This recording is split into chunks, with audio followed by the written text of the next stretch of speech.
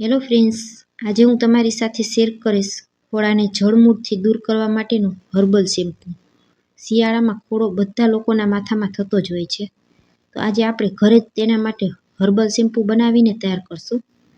સૌથી પહેલાં આપણે એલોવેરા લઈ લેવાનું છે. તેને મેં કાપી અને 1 કલાક માટે આ રીતે પાણીમાં રાખી દીધું હતું. બધો જ એલોવેરાનો પીળો રસ નીકળી જાય ત્યાર પછી જ આપણે તેનો ઉપયોગ કરવાનો. હવે થોડા કડવા લીમડાના પાનને આપણે પાણીથી ધોઈને લઈ લીધા છે. એક મિક્સર જાર લઈ અને પાનને આ રીતે મિક્સર જારમાં ઉમેરી દેવાના. અહીં લીમડાના પાનનો કોઈ માપ લેવાનો હોતો નથી. તમે વધારે ઓછા તમારી પસંદ મુજબ લઈ શકો છો.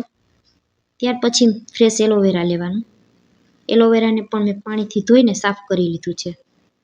હવે એલોવેરાની બંને બાજુ જે કાંટાનો ભાગ હોય તેને આપણે અલગ કરી દેશું અને ઉપરની છાલને પણ છરીની મદદથી અલગ કરી દેવાના. એલોવેરાનો શેમ્પૂમાં ઉપયોગ કરવાથી એલોવેરા આપણા વાળને ખૂબ જ સરસ સિલ્કી બનાવે છે.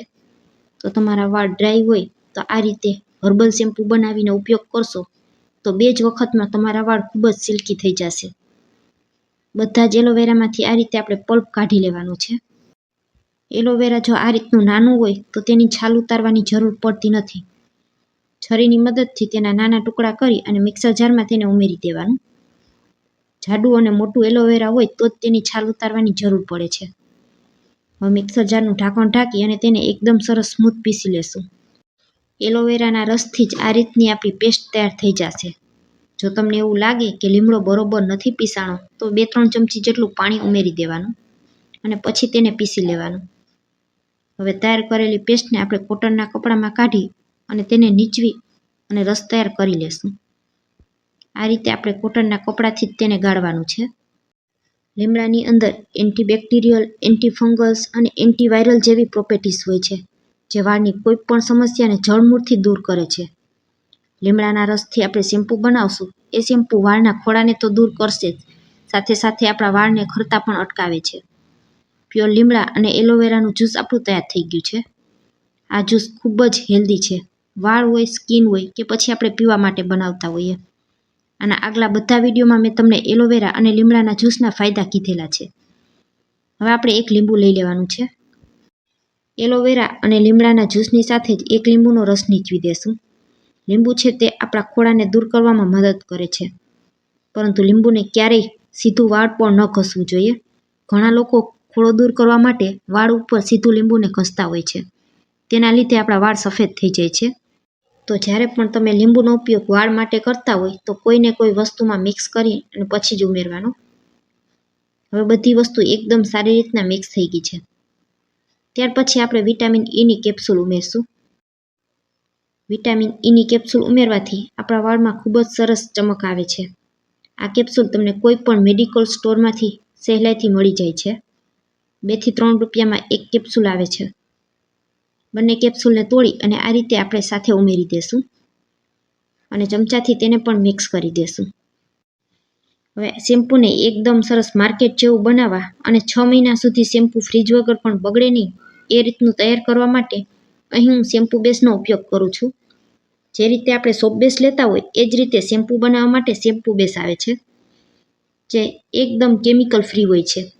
તમે જોઈ શકશો આ રીતનું ટ્રાન્સપરન્ટ હોય છે. જો તમારે આ શેમ્પૂ બેઝ લેવું હોય તો તેની લિંક હું વિડીયોના ડિસ્ક્રિપ્શન બોક્સમાં આપી દઈશ. હવે તૈયાર કરેલા જ્યુસમાં આપણે શેમ્પૂ બેઝ ઉમેરશું. સૌથી પહેલાં અહીં આપણે અડધા કપ જેટલું શેમ્પૂ બેઝ ઉમેરેલું છે અને થોડું બાકી રાખી દેશું. અડધી જ બોટલ લીધેલી છે.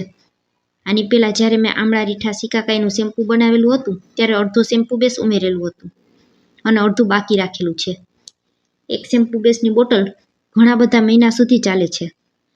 તો તમે જોઈ શકશો શેમ્પૂ હજી આપણું થોડું પાતળું છે, તો બાકી પણ જે 1 કપ જેટલું શેમ્પૂ બેઝ વધેલું છે તે બધું આપણે સાથે ઉમેરી દેશું.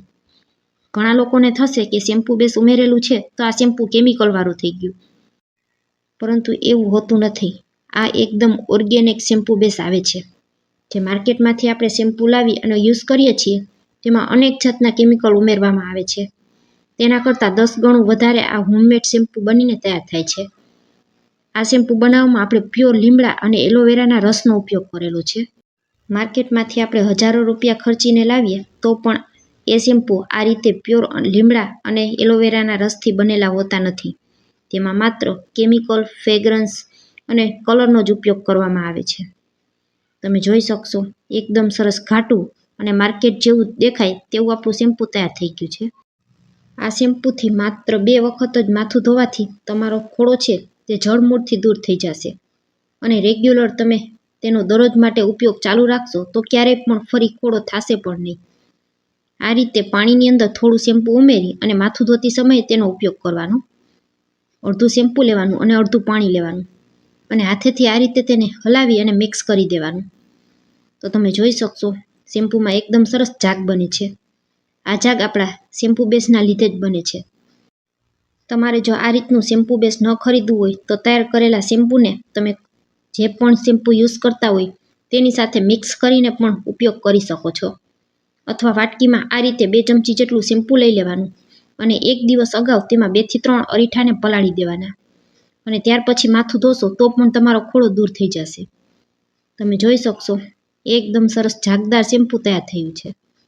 શેમ્પૂને સ્ટોર કરવા માટે આપણે આ રીતે કોઈ પણ પ્લાસ્ટિકની બોટલ લઈ લેશું.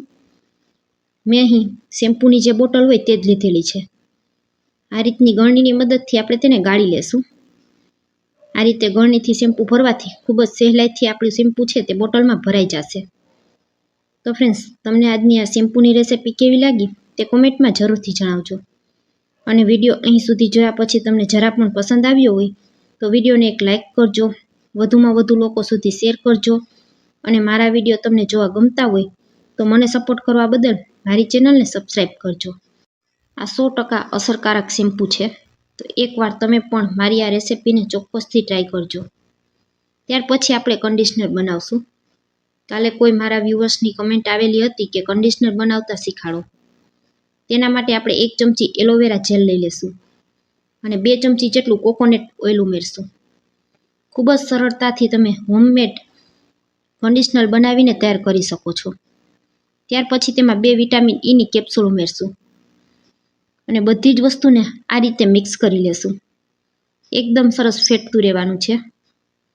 2 મિનિટ જેવો સમય લાગશે. જેમ જેમ આપણે તેને ફેટશું તેમ તેમ તે એકદમ સરસ વ્હાઇટ થઈ જશે અને સ્મૂથ થઈ જશે. જેવું માર્કેટનું કન્ડિશનર હોય એ જ રીતનું આ કન્ડિશનર બનીને તૈયાર થશે. અત્યારે મારી પાસે ઘરમાં આ રીતનું એલોવેરા જેલ પડેલું હતું તો મેં એ લીધેલું છે.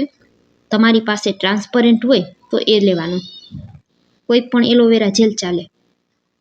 2 મિનિટ સુધી સતત આ રીતે મેં તેને ફેટી લીધું છે.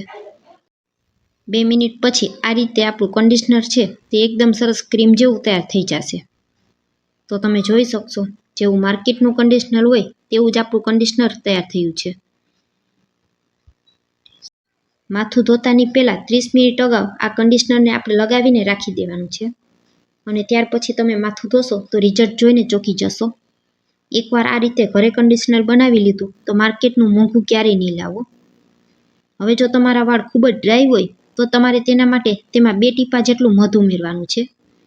જો સિલ્કી વાળ હોય તો મધ ઉમેરવાની જરૂર નહીં પડે. મધ છે તે આપણા વાળને ખૂબ જ સરસ સ્મૂથ અને સિલ્કી બનાવે છે. ફરી પાછો આ રીતે અડધી મિનિટ સુધી તેને ફેટી લેશું. તો ફ્રેન્ડ્સ, આજનું હોમમેડ હર્બલ શેમ્પૂ અને હર્બલ કન્ડિશનર બંનેમાંથી તમને કઈ વસ્તુ વધારે પસંદ આવી તે કોમેન્ટમાં જરૂરથી જણાવજો. અને તમે કોઈ પણ ડબ્બીમાં ભરી અને ફ્રીજ વગર પણ 2 થી 3 મહિના સુધી સ્ટોર કરી શકો છો. મેં તો અત્યારે વિડીયોમાં બતાવવા પૂરતું જ બનાવેલું છે. આ રીતે તમારા ઘરમાં જે પણ ડબ્બી હોય તેમાં ભરી દેવાનું. આમાં આપણે એવી કોઈ પણ વસ્તુ ઉમેરેલી નથી જે બગડી જાય. કન્ડિશનર બનાવતી સમયે તમે કોકોનટ ઓઇલની જગ્યાએ બદામનું તેલનો પણ ઉપયોગ કરી શકો છો અને એરંડિયાના તેલનો પણ ઉપયોગ કરી શકો છો. તમને જે પસંદ હોય એ તેલનો ઉપયોગ કરી શકાય. તમે જોઈ શકશો આપણું કન્ડિશનર છે તે એકદમ સરસ સ્મૂથ અને શાઇનિંગ બનીને તૈયાર થયું છે. વિડીયો અહીં સુધી જોવા બદલ આપનો ખૂબ ખૂબ આભાર. ફરી મળીશું આવા જ એક નવા વિડીયો સાથે. ત્યાં સુધી સૌને મારા જય માતાજી.